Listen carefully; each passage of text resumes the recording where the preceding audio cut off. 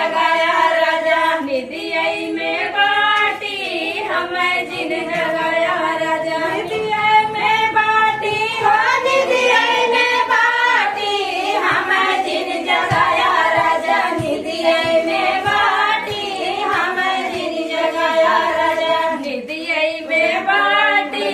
हमें जिन जगाया राजा सोने की थाली में जवना बनाया सोने की थाली में जवना बनाया सोने की थाली में जवना बनाया सोने की थाली में जवना बनाया जवना जवा